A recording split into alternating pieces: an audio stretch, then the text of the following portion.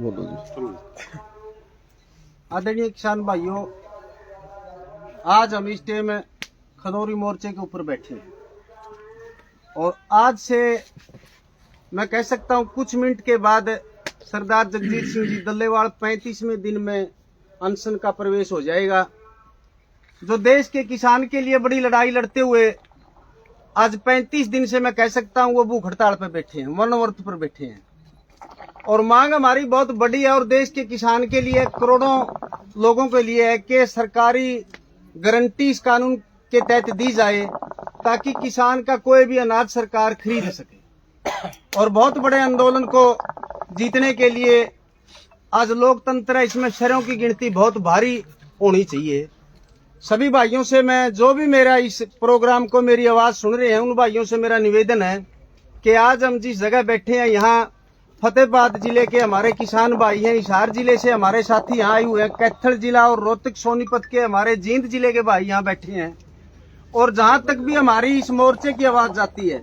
सभी से हम निवेदन और प्रार्थना करते हैं कि जल्दी से जल्दी, जितना जल्दी आप हो सके खनौरी मोर्चे पर पहुंचे, क्योंकि दोस्तों ये बहुत बड़ा सवाल है। दो मुख्य इशू देश के अंदर हैं, एक न्यूनतम समर्थन मूल्य की सरकारी गारंटी और दूसरी कर्ज मुक्त की बात। जब तक ये दोनों कानून तौर पर हम नहीं जीत लेते तब तक इस देश के किसान का भला नहीं होगा। हम इस आधार पर यह बात कह सकते हैं कि आजादी के बाद जब हमारा देश का किसान भूखा था, हमारे देश के लोगों के पास पेट पालने के लिए भी अनाज नहीं था और हमने इतिहास के पन्नों में इस बात को पढ़ा है कि अमेरिका और कनाडा जैसे देशों से लाल गेहूं आता था हमारे देश का पेट भरने के लिए। और जब 1965 का युद्ध हमने लड़ा, उस समय हमारे सैनिकों का पेट भरने का अनाज भी हमारे पास नहीं था। लेकिन उसके बाद जय जवान और जय किसान का नारा जब लाल बहादुर शास्त्री जी ने लगाया, और आज हम बड़े फक्र से कह सकते हैं देश के किसान ने उस नारे को चूमते हुए हरित क्रांति लाने का काम ही नहीं किया, बल्कि जहां अपने देश की पब्लिक का पेट भरा, वहीं हमारा इतना अनाज पैदा किया कि दूसरे देशों का पेट भरने का काम भी किसान ने किया। लेकिन बदकिस्मती कहेंगे कि उसके बाद जितनी भी सरकारें आई और गई, उन्होंने अपनी नीतियों को ऐसे प्रयोग किया कि देश का किसान पिछड़ गया। और आज सरकारी रेट की गारंटी मांगने के लिए भी सरकार के पास फरियाद लगाने के लिए सड़कों के ऊपर किसान को आना पड़ा। इसलिए हम कह सकते हैं कि अगर ये लड़ाई जीतनी है और अगर इस देश के किसान को बचाना है, 100 करोड़ लोगों को बचाना है, तो किसान को इस लड़ाई को बड़ी करना पड़ेगा, अपनी आंदोलन की धार को और तेज करना पड़ेगा। इसलिए हम सभी साथियों से, अभी मैं 2 दिन पहले जब यहाँ देख रहा था, 15-15, 20-20 साल की हमारी बहन और बेटियां जब नारे लगाती आई थी, बापू दल्लेवाल तेरी सोच पे पैरा देंगे ठोक के, तो खून खोलता था। और आज हम कह सकते हैं कि हम उन बहन और बेटियों के नारे को अगर बुलंद करना है तो आज चाहे किसी भी गांव का हो, किसी जिले का और किसी इलाके का किसान हो, उसने इस आंदोलन में भाग लेना पड़ेगा और इसकी मजबूती के लिए अपने आप को झोंकना पड़ेगा।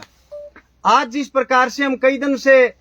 मीडिया के माध्यम से रिपोर्ट सुनते हैं, आज कोर्टें जिस प्रकार के फैसले देती हैं, हम तो माननीय कोर्ट का भी सम्मान करते हुए एक बात कहना चाहते हैं कि आज जितने आयोग बने इस देश के अंदर किसान के नाम पर, जितनी पार्लियामेंट के अंदर संसदीय कमेटियां बनी, उनकी रिपोर्ट को भी लागू कराने के ऊपर आप सोचो। अभी कुछ ही दिन पहले संयुक्त संसदीय समिति ने अपनी रिपोर्ट पेश कर दी और जिसमें साफ तौर पे कहा गया कि न्यूनतम समर्थन मूल्य का कानून बनाना चाहिए, तो माननीय कोर्ट ने उसके ऊपर भी संज्ञान लेना चाहिए। तो इसलिए दोस्तों, किसान भाइयों, हम आपसे निवेदन ही कर सकते हैं, प्रार्थना कर सकते हैं कि आज केवल इस पीढ़ी की लड़ाई नहीं है, बल्कि आने वाली पीढ़ियों की लड़ाई है जिसको हमने जीतना है। और मैं निवेदन करता हूं आज तमाम संगठनों से, चाहे किसी भी संगठन का कोई नाम हो, कोई झंडा हो, कोई निशान हो, आज इस लड़ाई को मजबूत करने के लिए आपने खनौरी बॉर्डर पर आना चाहिए। और दल्लेवाल साहब जिन्होंने इतना बड़ा कदम उठाया,